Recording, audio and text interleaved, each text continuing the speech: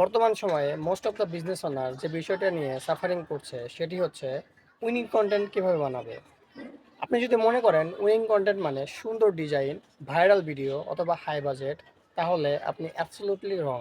Winning content মূলত কাস্টমারের psychology বুঝে হয়, আপনার প্রেডিকশন থেকে নয়। সো একটি কন্টেন্টে যদি এই চারটা পিলার কাভার থাকে তাহলেই সেই কন্টেন্টটি উইনিং হতে পারে। নাম্বার ওয়ান, অ্যাটেনশন গ্র্যাব করা। আপনার ভিডিওর প্রথম 3 সেকেন্ডেই আপনি কাকে টার্গেট করছেন সেটি ক্লিয়ার থাকতে হবে। নাম্বার টু হচ্ছে প্রবলেম দিয়ে শুরু করা। যে কন্টেন্টগুলো শুধুমাত্র প্রোডাক্টের বিবরণ দেয় বাট কাস্টমারের প্রবলেম নিয়ে শুরু করে না, সেই কন্টেন্ট কখনোই উইনিং হতে পারবে না। অ্যান্ড নাম্বার থ্রি হচ্ছে ফিচার নয় বেনিফিট বলুন। আপনার এই প্রোডাক্টে কী কী ফিচার আছে সেটা না বলে কাস্টমার এই প্রোডাক্ট ব্যবহার করে কী কী বেনিফিট হবেন সেই জিনিসটা উল্লেখ করুন।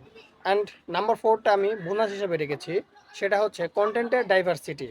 কেউ হয়তো ইউজিসি স্টাইল কন্টেন্ট পছন্দ করে, কেউ অথবা স্ট্র্যাটেজিক ইমেজ পছন্দ করে, কেউ বা টেস্টিমোনিয়াল পছন্দ করে, কেউ বা আপনার প্রোডাক্টের ডেমো বা প্রোডাক্টের প্রেজেন্টেশনকে পছন্দ করে প্রোডাক্ট পারচেস করতে পারে।